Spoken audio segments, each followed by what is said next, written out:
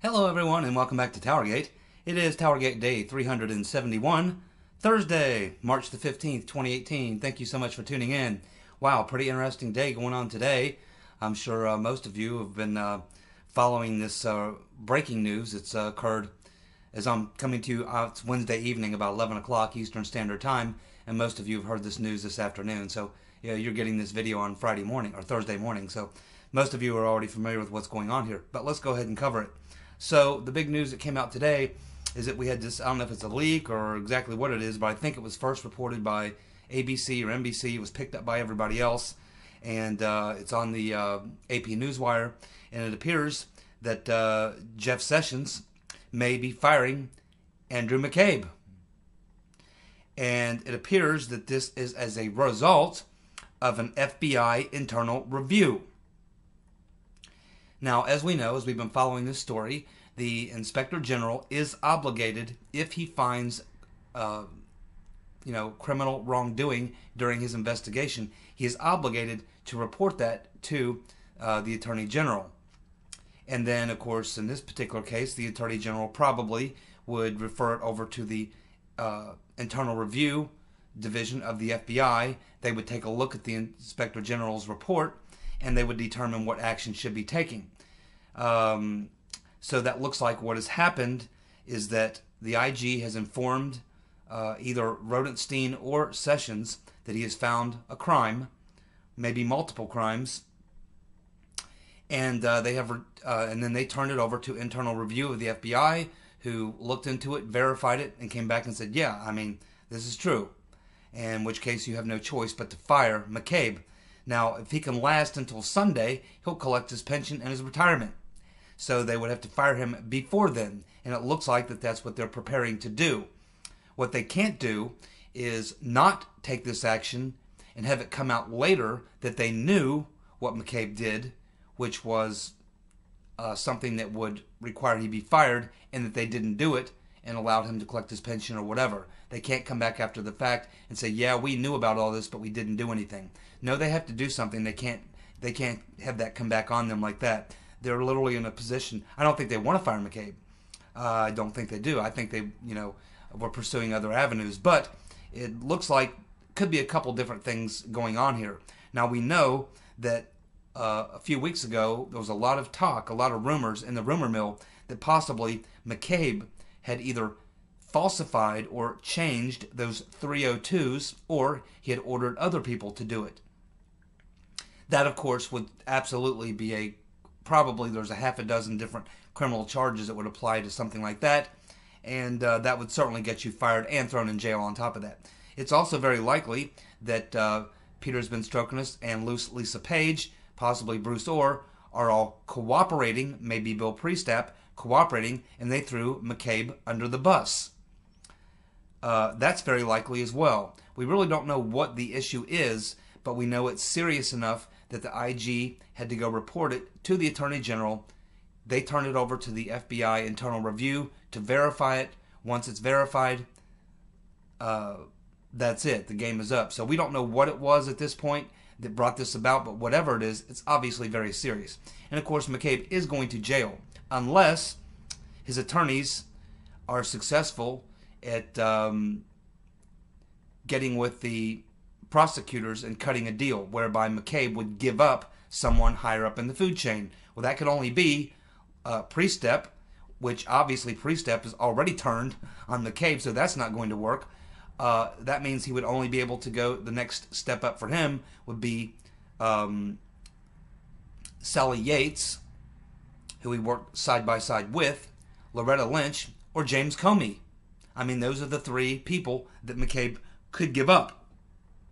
Now, my guess is, because we all heard about what happened the day that McCabe was fired, they had to escort him out of the building, and he wasn't very happy, dropping a lot of F-bombs, making a lot of accusations at people, this type of thing. So he was very unhappy. He felt like he was thrown under the bus. Now he's looking at some serious jail time, possibly losing his pension and benefits, heavy fines, jail time, the whole nine yards. And so once those charges are officially filed, at that point, I imagine McCabe's attorneys, and he already has lawyered up, by the way, we know that, his attorneys at that point would probably seek to work out a deal where they could lessen his sentence in exchange for him cooperating with the prosecutor to maybe give up. It could only be Yates, Comey, or Lynch. I mean, they're not interested in him giving up anyone below him because they apparently have already turned. That's why they are still there, or is still there. Peter's been stroking us is still there. Lisa Page is still there. Now, likely, what they're doing there is they're sitting in a empty office with a chair and a desk and a 1960s typewriter, and they're probably being forced to type out statements, cooperating with the Inspector General or maybe a prosecutor who Sessions has brought in on the inside. We don't know what's going on because it's an investigation and they're not going to disclose an ongoing investigation. So we don't know. There could be have already been grand juries, put together. There could already be, plea deals reached. There could already be a lot of things happening that we just don't know about yet. We just don't know. But I think that what's going to happen is that the IG is going to come out with his report, and then within probably 1 to 3 days after that, a very short time after that, they will bring down the indictments. Now, something that you generally look for when someone is under criminal investigation is they get SWAT rated. Just ask Paul Manafort or anyone else. Generally, once you become the target of the investigation, a lot of times they want to kick in your door at 3 o'clock in the morning and come in and take your computers, files, papers, any other information that would be pertinent to the case. And that hasn't happened to the Right Reverend Clinton at this point, or Lynch, or Comey, or McCabe, or any of the rest. As far as we know, they have not been SWAT rated. There's been no warrants served to go to the residences and collect data, information, or anything like that. So I don't know how far we are in these investigations, or whether they're getting witnesses to turn, or we just don't know what's going on. But at this point, the fact that they are even letting this leak or reporting this to the media, they're not denying it at the FBI. It appears that McCabe did something, or probably multiple things, that were criminal in nature, and that's why they have to fire him. Exactly what it was, at this point, we don't know. And it could be multiple things. He could have falsified 302s or had other people change them. We know he was involved in the email investigation into Hillary Clinton, which we know was a cover-up of an investigation and not a real investigation. We know that he was involved in various other things. He had 3 other investigations going on against him at the same time that were all internal things that were going on. He had the shady deal going on with taking the money from Terry McAuliffe, which originated with Hillary Clinton donors for his wife's campaign. Just a lot of, dirty stuff going on with McCabe. And of course, we know that he was part of that insurance policy. And we don't know how much he had to do with leaking or anything like that. So it could be a myriad of things that McCabe has done which has brought this about. And he could be the fall guy, and one of the fall guys. There'll be multiple fall guys, I'm sure, and they're all going to have a chance to cut a deal. And like I said, the only people really McCabe could take down is people above him. They've already got the people below him. That's how they got him. Okay, so the people above him would be, of course, Yates, Lynch, and Comey. Now, you could say Priestep is kind of his equal, but Priestep appears to be cooperating. So it may have been Priestep that gave up McCabe, along with Peter's been stroking us and Lisa Page, and maybe Bruce Orr. But if they're going to go ahead and charge him, which I expect will happen in the very near future, McCabe will be indicted probably right after the IG report comes out. At that point, his attorneys will begin their process of trying to cut a deal, in which case Lynch and Comey and Yates will be very, very nervous. It's eventually going to find its way into the Oval Office with Barack Obama and his whole team. That's where we're headed. And it will be very interesting when Loretta Lynch is facing criminal indictment and they sit her down in that room, turn on the bright lights, and they try to find out what did happen on that tarmac meeting with Bill Clinton. Could it be possible We know they didn't talk about golf, Brexit, and grandchildren. We know that. We know Bill Clinton didn't just happen to be in town to play golf that day. It was 105 degrees that day. He didn't play golf. They skipped it. It was too hot. He only had one purpose, and that was to have a hookup with Loretta Lynch on the tarmac. Is it possible that he discussed with her the details of the frame-up? I think that's very likely. And I think that may be the type of information she'll be asked. And maybe they're going to say, either you come clean about what happened in that tarmac meeting, or we're going to put you in jail. Period. We want to know, tell us the truth. Will she throw Bill Clinton under the bus? That's a question we'll all be waiting to get the answer to. But yes, things are moving exactly about the way I thought they would. As I said, Watergate took 2 years and 10 months to unravel. We've been at this now for about a year and 3 months. I think we got about another year and a half to go. But eventually, we're going to get to the bottom of all this, and a lot of people are going to jail. As I said, months and months and months ago. And as I also said many months ago, we're going to find that everything leads back to the rotten Reverend Clinton and her husband. They're a team. They're a criminal team, like Bonnie and Clyde. Well, the Democrats want Sergei Milian, who of course is alleged to be Source D in the dossier, to testify to Congress. Of course, Milian is refusing unless he is granted immunity. Milian, of course, has come out and completely denied that he was the source of the dossier or that he even knew he was the source of the dossier. Apparently he spoke to a collector or an intermediary of Christopher Steele's, but he denies anything about telling them the story, the PP-Gate story, or that Russia had blackmail material on Trump. He says that's all complete garbage. Not a bit of it is true. He also says one thing that's even more stark regarding that PP-Gate story. He says he was not even in Moscow that particular night of the Miss USA pageant in Moscow. He said he wasn't even in country that night, and he can prove it. He can prove he was not even there. So how could he learn of this if he was not even there? He couldn't have, probably. So Milian says, yeah, give me immunity and I'll testify. Why does he need immunity? What does he know? Or, no, I won't even go there. Let's just go ahead and accept that at face value. He wants to be granted immunity. Obviously, there's something he must know that feels that he could incriminate himself. I'm thinking that what that would be was that he accepted money. I'm pretty sure that's a question he doesn't really want to answer, because if this whole thing, when it's all shakes itself out and we see the criminal conspiracy, he would be one of the criminal conspirators who was a part of a plot, even if it was unwitting. But if you accepted money, now that changes the game totally. Once you accept money, you are a part of the plot. And I think that this is what's worrying Mr. Milian, is he knows the plot is going to be unraveled. It's just a matter of time. And he wants to make sure that he looks like just some guy who was used. Somebody said, he wants to make it look like, oh yeah, well somebody knew I had some loose connection to Trump. Don't even really know the man. I had some loose connection to his people. I helped him book, arrangements at the Ritz-Carlton in Moscow because that's my business. That's what I do.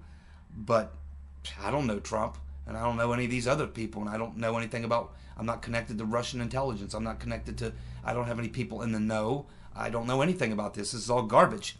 But if he accepted money, then that changes the equation. And so my guess is that Mr. Milian was paid, and what he wants to have is immunity. And that's why he needs immunity, because he accepted money. What he accepted money for, to allow his name to be used, to allow his story to be used, I don't know. No one knows. All we know is he's denying everything, says he wasn't even in Moscow on the night of the USA pageant, and he wants immunity if they want to interview him. Well, Jim Jordan is connecting the dots on Clapper, James Clapper, the former head of the DNI, and he basically says right there on TV that Clapper did leak the dossier information to CNN, and then of course BuzzFeed published it on January the 10th. He did the interview on the 6th. Yeah, I mean, Again, this is stuff we've covered many times. Yeah, Clapper told CNN about the meeting where they briefed Trump on the dossier. Problem is, Trump came out the next day and tweeted, "They never briefed me on the dossier. They never said a thing about the dossier." Uh-oh.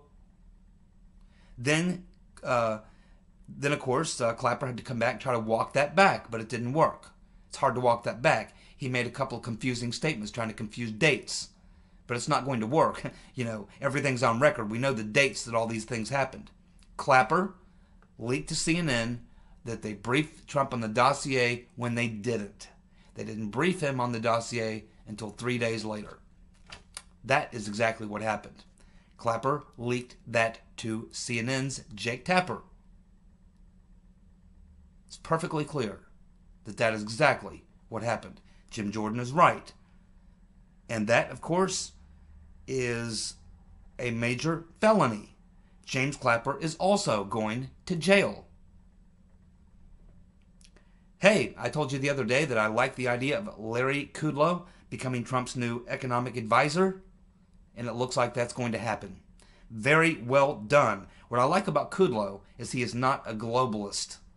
Not a globalist. He's got some neocon leanings, but he really doesn't get involved in politics a lot. He doesn't get involved in neocon politics a lot. He's primarily really a guy who stays focused constantly on economic issues, on the markets and money. He's also very good on the Federal Reserve. He's very austere in that sense. He does believe and support an audit of the Fed. He's a very harsh critic of the Fed. And so believe me, he is a more nationalist, populist type, whatever you want to call him. He's not a globalist. And he definitely is a genuine friend and supporter of Trump. He's been with him since the very beginning. He was Trump's first economic advisor when Trump talked about running for president. Even before he ran for president, he was talking with Kudlow. So I'm surprised that Kudlow wasn't his man from the very beginning. Why he brought in Gary Cohn from Goldman Sachs, I'm not really sure. But as you can see, Trump's doing a lot of purging a lot of people out of his administration who are globalists. And Larry Kudlow is not a globalist. He was in the Reagan administration and was very key in the Reagan economic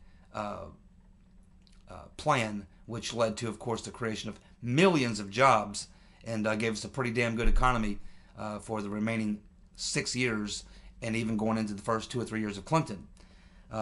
So we got a good 10, 12-year run out of Reagan's economic policies, and Larry Kudlow was a key part of that. Well done, Larry Kudlow. Very, very good. That is good news. There's also rumors out there that Trump is going to fire Sessions and McMaster. Well, I don't think he's going to fire Sessions. I think he's going to wait for the IG report to come out. He's going to see what the IG says. And ultimately, then if Sessions doesn't act, even though the IG has pointed out criminality, then obviously he would fire him. But I don't think that Sessions will do that. I think when the IG points out the criminality that happened, Sessions will either appoint a special prosecutor if there's not one there already. And keep in mind, he may already have appointed a special prosecutor. They may already have put together grand juries. They may already have warrants. We don't know. But I would say that Trump is not looking to fire Sessions anytime soon. I think he's going to wait for the IG report to come out and see how Sessions responds to that. As far as McMaster, well, he's a neocon. I never liked him. I wouldn't mind seeing him go. On the other hand, if he's going to replace him with John Bolton, that makes me very nervous because Bolton wants to nuke everybody. Bolton believes in a first strike on Russia, a first strike on Iran, a first strike on North Korea. Bolton is a lover of war. He believes that we are so powerful, our military is so powerful that we can just devastate anybody, blow up anybody, blow away anybody, defeat anybody, and it's all easy. He was a huge supporter. He was one of the guys that told us how well things would go in Iraq, how well things would go in Afghanistan. He's one of these people who just doesn't get it. Doesn't get it. Never been in the military, never served in the military. He's a chicken hawk and a neocon. I really, really hope that Trump does not replace McMaster with John Bolton. I don't like McMaster, but Bolton's worse. Please, God, not John Bolton. Well, the Pulse nightclub shooter's wife is going to be charged for giving her husband the green light to check to go ahead and attack that nightclub. Well, I think we all knew within a week, once they interviewed her, that she had to know what he was going to do. She had to know. And she played coy for a very long time. But finally, I guess they've squeezed her hard enough. She's finally come clean and admitted that not only was she aware of her husband's plot, but gave him the thumbs up to go with it. She, of course, is going to be probably going to jail for life. If not, well, I don't think they'll go for the death penalty. She wasn't the shooter. But she's going to jail for a very, very long time. And this should not surprise us. This is all stuff that was coming out within 2 weeks of it. It just takes a long time for these things to play themselves out. But this situation now has played itself out, and it looks like the Pulse nightclub shooter's wife is going to be charged. She gave her husband the green light to attack that nightclub. Some of you believe it was a false flag, fake bodies, and various other things. I don't really think so. There's always strange things that go on around these types of events. I think it was a real event, probably. But either way, the bottom line, she apparently has given up the ghost. She is, I guess, admitted to giving the green light to her husband. She's going to jail for a long time, probably will plead guilty and try to get a more lenient sentence. But either way, probably at least 15 years to life, maybe more. The Rotten Reverend, apparently when she fell down twice yesterday trying to walk down those steps, apparently she injured her hand. And her doctors have advised her to rest. And so she has canceled her remaining scheduled events. Now, this may be true. It may be true. But I would say there's just as good a chance that this is not true. And then what may actually be happening is that there's an awful lot of people, Democrats, who are fed up with Hillary. They're sick of it. And you're hearing more and more of them. They won't necessarily come out by name, but former campaign chair people, people in her most recent campaign, people in the DNC, Democrats at large, are all now starting to come out of the woodwork with a very loud message to Hillary Clinton. Shut up. Shut up and go away and stay away. You are like Schleprock. Nobody likes you. We don't even like you anymore as Democrats. You're making us look bad and you're making yourself look like a fool. I think it's very likely that as a result of the comments that she made yesterday in India, that she got a lot of emails of a lot of people who are contacting her people, which will probably be Huma and other people, and saying, hey, will you please tell your client, the Rotten Reverend, to shut the hell up, speaking as a Democrat or as a person on the DNC or this or that or the other. We don't want her out there running her mouth anymore. Tell her to shut the hell up. And this is what's happening. I mean, you can read it in all the, if you look at the Democrat blogs and things like that, this is all they're talking about. They're furious with the Rotten Reverend. They believe she's going to doom them for the next 2 elections, 18 and 2020. They don't want her anywhere near any Democrat candidates in 2018 and 2020. And they want her to shut the hell up. So maybe she's finally getting the message. Bernie Sanders, the communist from Vermont, showed up to one of these anti-gun rallies. And he gave a really nice anti-gun speech. What's humorous about that is he is completely surrounded by armed police, guards, and private security. All of them packing heat. How funny is that? There's old Bernie. They're giving a speech, an anti-gun speech, and he's surrounded by heavily armed guys all around him. Boy, these people. Now, I had a commenter in the comments section who made a very astute comment regarding the story about Victoria Nuland being the one who gave the thumbs up to this FBI agent named Michael Gatta, giving him permission to go to London and meet with Christopher Steele, and that which occurred on July the 5th of 2016. Now, he pointed out something that is absolutely correct, which is that we were told that Steele met 2 times with the FBI in Rome, Italy, in July and in September. But we're told here that this meeting occurred in London on July the 5th. That means that there was another FBI meeting that we haven't learned about up until now. And this was the one that started it all. Because apparently, once Mr. Gatta looked at Steele's dossier in London, he immediately told Steele, I will have to report this to my superiors.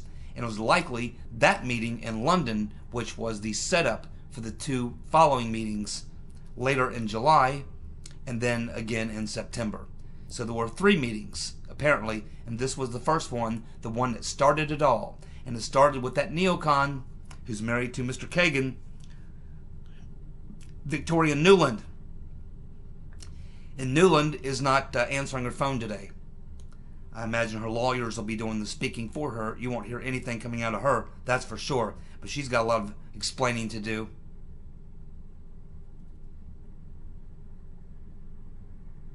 We're also learning that in August of 2016, John Brennan, the former CIA director and Muslim convert, contacted Harry Reid and told him the Russians hacked the DNC and that the Trump campaign was in on the plot. Now we know why Harry Reid sent those 2 scathing letters to Comey. Remember? We talked about this over a year ago. Everyone trying to figure out what it was that caused Reid, sometime around the 1st or 2nd week of August, to fire off those letters to Comey telling him about this Trump-Russia collusion.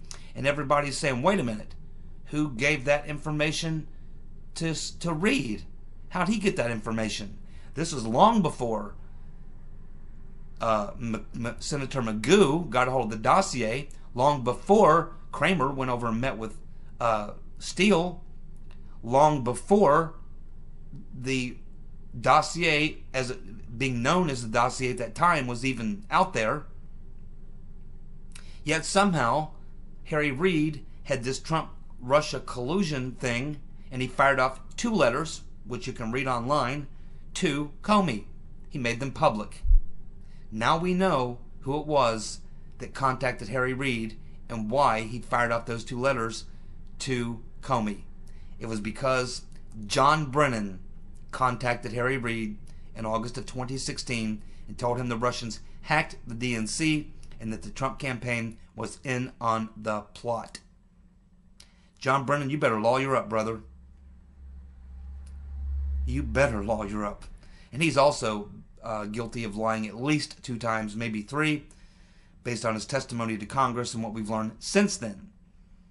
He's also going to be indicted as part of the frame-up, the deep state coup. The insurance policy.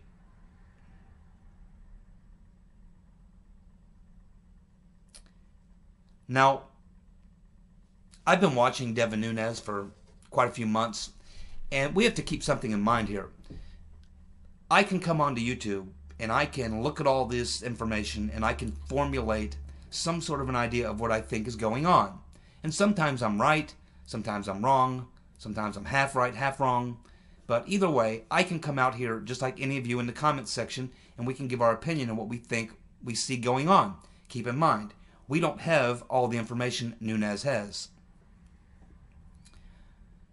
But I said from the very beginning that I thought that this sounded like a Clinton operation. And keep in mind, the Clintons never commit their own crimes. They get other people to commit the crimes for them. And then, when the crimes have been committed, then the Clintons sit back and play dumb. Like they didn't know anything was going on. It was other people doing all this. I also said that if we get to the point, or when we get to the point, where it becomes obvious that this was a coordinated effort between the Obama administration officials and the DOJ and the FBI working with the Clinton campaign to pull off this deep state coup, to pull off this frame-up, that when that becomes public, that is going to be the end of it. That's when it all collapses, and that's when many, many indictments come down, dozens and dozens of indictments against the highest ranking officials in the Obama administration, possibly Obama himself, absolutely for sure the Clintons. Comey, Rice, the whole 9 yards. Now, up to now, the narrative has been that the Right Reverend Clinton paid for this dossier, and that it just somehow found its way, likely because Christopher Steele passed it along to the FBI. And so the FBI were fooled, and they thought that this was real information, and they used it to get a FISA warrant. As if these things existed in 2 completely separate, different universes. But then Devin Nunes puts out the memo, the first memo, about the FISA abuse. And then in the very interview that he does when he talks about it right after its release, he does that interview. I saw 2, one with Lou Dobbs and one with Sean Hannity. And in both those interviews, before he ends the interview, he said, now the next stage of our investigation is going to look at the State Department. At that point, I mentioned in a video that, hey, now we're talking, because now if you get into the State Department, that means that's all of Hillary's people. And they could very well have been the ones that they actually moved the dossier into the purview of the FBI or DOJ or CIA or whoever. Because, my friends, when Devin Nunes, and I'm pretty sure he knows exactly, well, he probably believes, he may even know what I suspect, which I'm 99% sure of, is that this wasn't an accidental occurrence. It wasn't like the dossier was just floating around out there and the FBI got it from Christopher Steele and they were fooled by it and decided, hey, this is good information. Let's go ahead and get some FISA warrants and let's investigate this or whatever. No, no, no, no, no. I believe this was an entirely coordinated frame-up, a deep state coup, which encompassed all of these groups working together from the very get-go. That would include Obama administration officials, which would be Yates, which would be Lynch, Comey, Powers, Rice, and then, of course, the people in the DOJ and the people in the FBI, Comey, McCabe, been stroking us over in DOJ and SD, Bruce Orr. We got his wife, Nellie Orr. We now have other people, husband and wife teams. This also goes into the Obama administration. And I'm telling you that Devin Nunes is very, very close. He's hot on the trail. And when he gets the link, and we already have now, we have the link now to Mr. Weiner of the State Department, a longtime associate of the Right Reverend Clinton, and a good friend of Christopher Steele, who we now know was one of Steele's primary sources. Coming out of the State Department. And so now we do have a connection between the State Department and the FBI, DOJ, and the Clinton campaign, Hillary Clinton herself.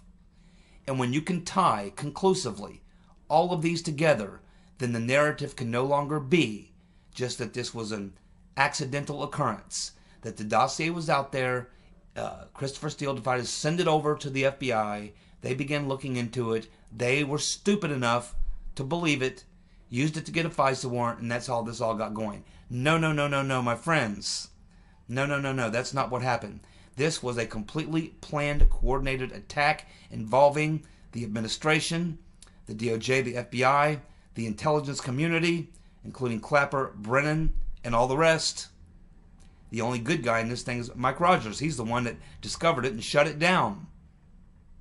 When you tie Hillary Clinton and her campaign via Jonathan Weiner and her other operatives, Scheer and all the rest, Blumenthal, to the State Department that she was head of, when you tie that in to Newland giving the approval to this FBI agent, that's what brought the FBI into it. And Newland is a disciple of Clinton and Powers and Rice and Obama. And when you bring them all in, that is the entry door into the DOJ and the FBI, with the intelligence community as like an umbrella laying out all the variables on the outside. And I don't doubt that there's even Bush connection people working within this as well. Once Devin Nunes finds the evidence that ties all this together, this thing is going to blow. Stand back, because that's what's coming. Thank you for tuning in. You guys have a good night. Take care. See you tomorrow.